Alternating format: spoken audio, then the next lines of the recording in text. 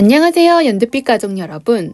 우리는 흔히 꿈에 대해서 이야기할 때 꿈을 이루면 꿈을 펼쳤다. 꿈을 이루지 못하거나 중간에 그만두면 꿈을 접어두었다 라고 표현하곤 합니다. 남녀노소 누구나 접어둔 꿈이 하나씩은 있다고 생각합니다. 여러 상황과 이유로 인해서 마음속 깊은 곳에 접어둔 꿈 말이죠. 잠시 접어둔 꿈은 다시 펼치면 됩니다. 다시 펼칠 수 없다면 새로운 모양으로 접어서 새 꿈이 되게 해주면 되죠. 사랑초 꽃이 오므라들었다 해를 받아 꽃을 피울 때가 오는 것처럼 우리 꿈도 피어날 겁니다. 오늘도 싱그러운 야생화와 사랑초와 함께 왔습니다. 식물 여행하러 고고고! 연두빛 농원 채널 구독해주시고 알람을 전체로 설정해주시고 좋아요 꼭 눌러주시면 영상 제작에 큰 힘이 됩니다. 오늘의 첫 번째 친구는 노란 만병초입니다. 노란 만병초는 남북 정상회담 당시에도 남북 정상 모두가 칭찬했던 그런 역사가 있는 식물입니다. 오늘 보여드리는 만병초는 만가지 병을 고친다 하여 이런 이름이 붙었다고 합니다. 비덴스는 꽃대는 길고 지속적으로 올라오는 편입니다. 개화 기간도 매우 긴 편이어서 한번 키우면 집에서 생기를 담당하는 트레이드 마크가 되곤 하죠. 잎의 모양을 보면 알 수 있듯이 비덴스는 국화과의 식물입니다. 레위시아는 북미 로키 산맥이 원산지인 친구입니다. 산맥을 삶의 터전으로 삼아왔다는 것은 그만큼 레위시아의 생명력이 강하다는 것을 알려주죠. 다육이 같은 잎을 가지고 있습니다. 꽃의 색감이 정말 다채롭습니다. 하나의 꽃에서 여러 색이 보입니다. 행운의 열쇠라는 꽃말을 가지고 있는 싹소롬, 꽃을 보면 열쇠 같아 보이기도 하더라고요. 아프리카 동남부 바위가 많고 그늘진 곳에서 자생하는 다년생 식물입니다. 18도에서 25도 사이에서 잘 자라죠. 베란다에서 키우기도 좋습니다. 도톰한 잎들 그리고 줄기 사이로 가느다란 꽃대가 쑥 올라오면서 그 끝에 이렇게 여러 꽃이 달립니다. 꽃대가 얇아서 바람이 불면 나비가 춤추는 것처럼 느껴지더라고요. 물은 완전히 말랐을 때 주시면 됩니다. 노지활동 잘 되는 야생화 하면 화태 떡쑥이죠. 백두산 떡쑥이라고도 불립니다. 백두산, 시베리아, 일본, 몽골 등에서 매우 잘 자란다고 해요. 추위 아주 강해서 전국에서 노지활동 가능합니다. 유럽 물망초는 30cm 이내로 키가 자라며 사실 양지, 반양지, 음지 모두에서 잘 키우실 수 있습니다. 잔잔한 꽃이 많이 피는 물망초는 가을, 봄에 개화합니다. 정원에 한번 제대로 심어 놓으시면 딱히 뭘 하지 않아도 자연 발화가 매우 잘 되는 식물입니다. 농원에서 정말 꾸준히 인기가 좋고 또 꽃도 꾸준하게 피워주는 부지런한 친구가 바로 풍노초인 것 같습니다. 쌍떡잎 식물로 지손이 풀과에 여러 해살이 풀인 풍노초는 한국, 중국, 일본, 북아메리카, 유럽 등지의 산과 들에서 자생하는 친구입니다. 풍노초를 한번 들이셔서 꾸준히 오래 기르시다 보면 뿌리가 점차 발달함을 느끼실 수 있습니다.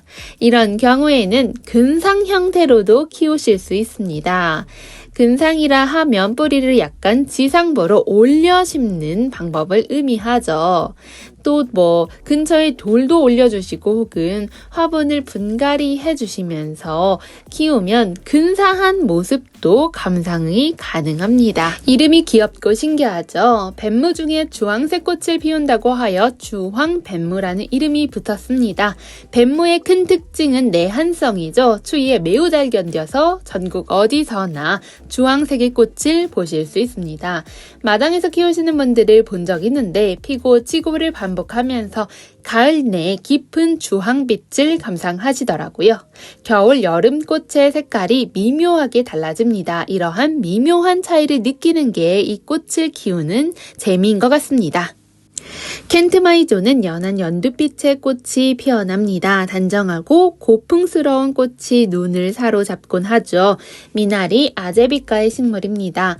꽃도 쉽게 피고 키우기도 어렵지가 않아요. 키우시면서 줄기 혹은 가지가 늘어지는데 토분에 분갈이해서 인테리어 하면 또 너무 이쁩니다. 인테리어 식물로서 인기가 많은 이유를 아실 수 있는 그런 친구입니다. 수영에 따라 매력이 천차만별로 드러납니다. 아기자기한 청보라색 꽃이 피어나는 청아지손이입니다.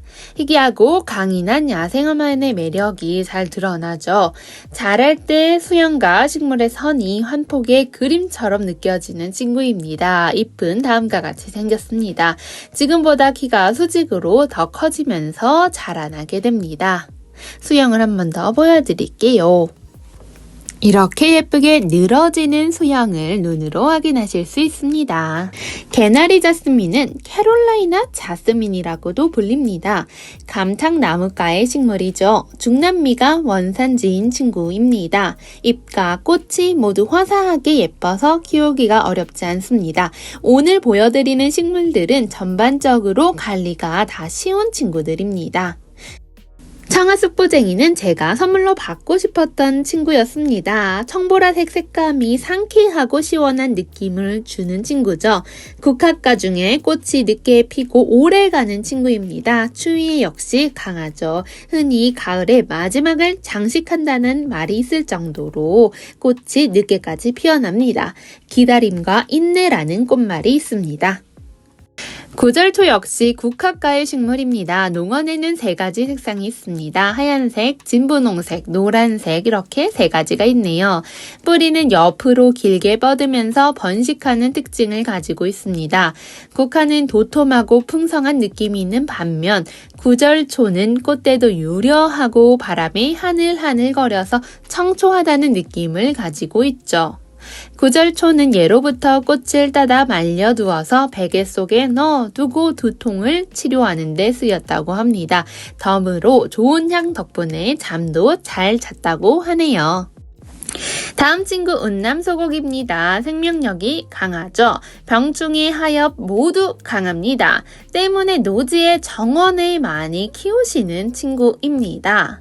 하얀색 잎이 전반적으로 나 있는데 가까이서 자세히 보면 어떤 색상이 보이시나요? 네, 연노란색을 띠고 있습니다. 앞서 말씀해드렸듯이 노지 활동을 참 잘해서 하늘거리는 가을 저녁 분위기 연출하시고 싶은 분들에게 추천드립니다. 꽃잎이 이중으로 되어 있는 겹초롱꽃은 해년마다 예쁜 겹꽃을 주렁주렁 피워줍니다. 꽃도 특이하고 예쁜 친구죠.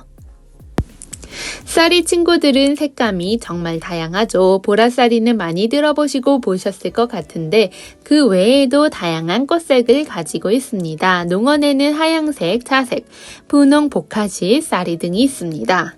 보라색 산호를 닮은 콩이라는 영문 퍼플 코랄 피라는 또 다른 이름을 가지고 있죠. 보라쌀이는 말 그대로 가장 쨍한 보라색을 보여주는 친구입니다. 분홍쌀이는 연분홍 같기도 하고 분홍 같기도 하죠. 꽃색은 확실히 어떻게 느끼냐에 따라 조금은 주관적인 것 같습니다. 다만 확실히 이 줄기가 하양쌀이는 연두색인 거에 비해서 분홍쌀이는 붉은색을 보여줍니다. 이 줄기의 색상이 꽃이 피기 전에 쌀이를 구분하는 방법 중 하나입니다. 빛의 양에 따라서 색감은 다양하게 나타납니다.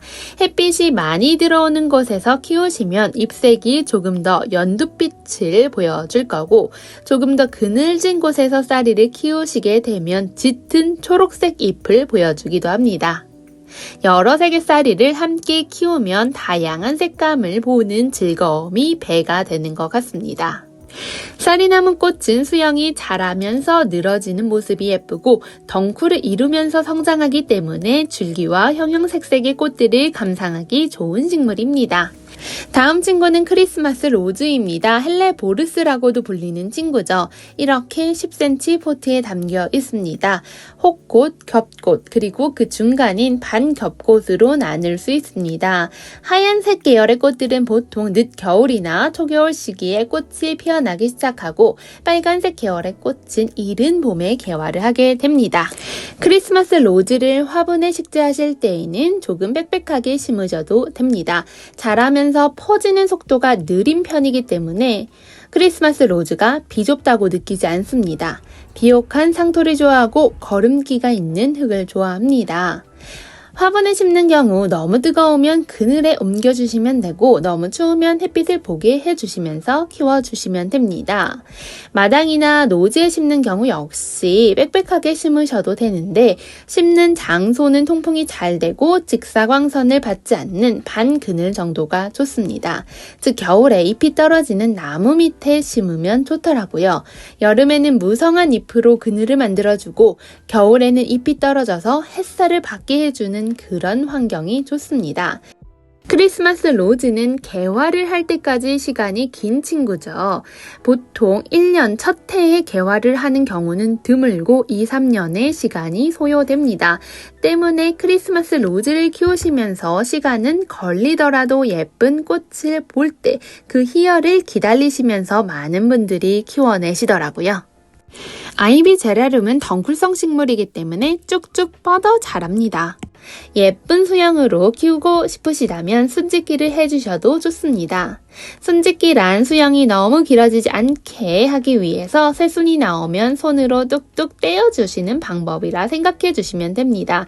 그리고 어느 정도 수영이 잡히면 순짓기를 그만하시고 예쁜 꽃을 감상해 주시면 됩니다.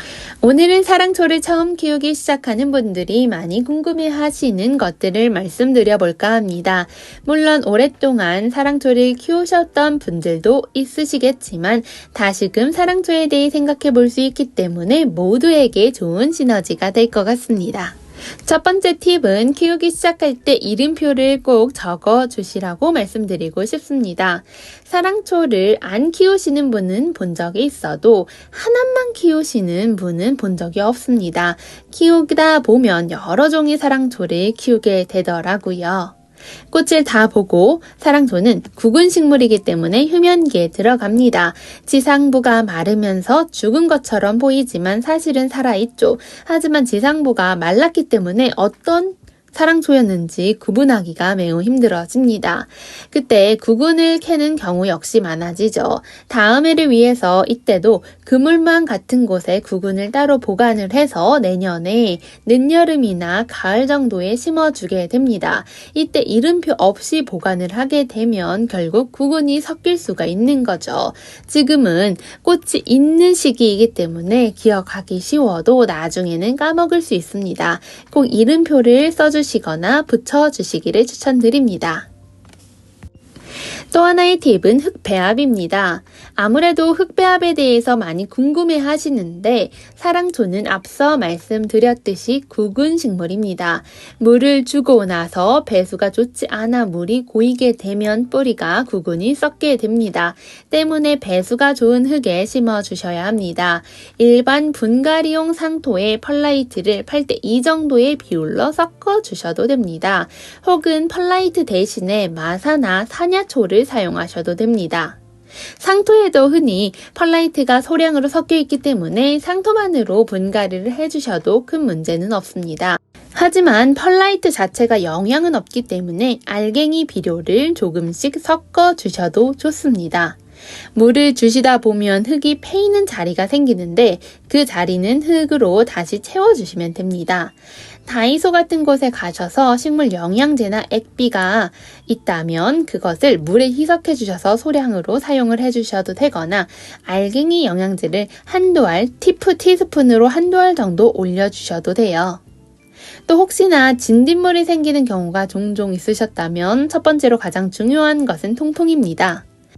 통풍이 잘 안되면 세력도 약해지고 진딧물도 생길 수 있습니다. 통풍은 기본 중에 기본이죠. 입제 진딧물 약을 사셔서 티스푼으로 4분의 1 정도 소량으로 화분에 올려주셔도 좋고 소독약으로 희석해 주셔도 좋습니다. 키가 수직으로 커지는 사랑초들은 지지대를 설치해 주셔서 거꾸러지는 것을 방지해 주셔도 좋아요. 분재철사 혹은 다이소에서 살 수 있는 꼬치형 나무 꼬치를 이용해서 지지대를 만들어 주실 수 있습니다. 이렇게 조금만 가꾸어 주어도 예쁜 수영으로 감상을 하실 수 있습니다. 다음으로 연두빛 가족 여러분들이 많이 궁금해해 주셨던 언제 분갈이를 할까요?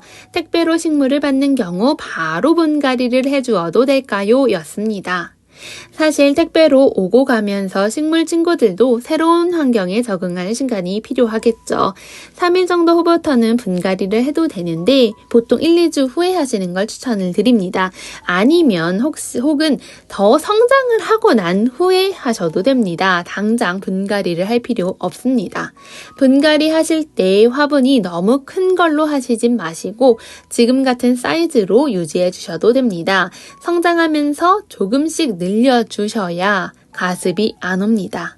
사랑초는 구근 식물이기 때문에 뿌리가 없겠죠. 구근이 뿌리이기 때문에 너무 깊게 심어 있지 않습니다. 이럴 때 놀라지 마시고 얕게 심어 주시면 됩니다. 또 흙은 지금의 흙을 털어버리지 마시고 그대로 넣어주시고 빈 곳을 흙으로 채워준다는 느낌으로 분갈이를 해주세요. 이렇게 예쁜 사랑초꽃 오래오래 보려면 어떻게 해야 할까요? 사랑초꽃을 계속 피게 해주려면 가장 중요한 요소는 햇빛입니다. 햇빛을 많이 볼수록 꽃대도 쑥쑥 올라옵니다. 깊은 한겨울 전까지는 낮 시간에 밖에서 햇빛을 많이 볼 수 있게 해주셔도 좋습니다. 베란다에 거리대를 설치해 주셔도 좋고 높은 공간에서 키우셔도 좋은데 거리대 설치가 어려운 경우는 시래기 위나 선반 위처럼 다른 식물에 비해 높은 공간에 두시고 키워주시는 것도 하나의 좋은 방법이 될 수 있습니다. 또 하나의 중요한 요소가 통풍이죠. 통풍이 잘 안 되면 가습이 올 수 있으니까요. 많은 분들이 알고 계실 거라고 생각이 듭니다. 다만 겨울에 찬 바람은 직접 맞는 건 피해 주시는 게 좋습니다. 통풍이 잘 되게 해주고 싶어서 창문가 바로 옆에 두면서 키우시게 되면 찬바람과 상대적으로 낮은 온도로 인해서 성장이 느려질 수가 있습니다. 환기와 통풍은 시켜주되 찬바람을 바로 맞게는 해주지 마세요. 시든 꽃대를 바로바로 잘라주시는 것도 좋은 방법입니다. 시든 꽃대 아랫부분을 가위로 잘라주시면서 키워주시면 또 예쁜 꽃이 피어나게 됩니다. 키우시면서 점점 자신만의 노하우를 터득해 가는 것 같습니다. 과연 내가 잘 키울 수 있을까 너무 걱정하지 않으셔도 됩니다. 조금의 시행착오는 있을 수 있으나 키워봐야 꽃도 보고 재미도 느낄 수 있기 때문이죠. 저는 다음에 또 싱그러운 식물 이야기로 찾아오도록 할게요. 여러분 감사합니다.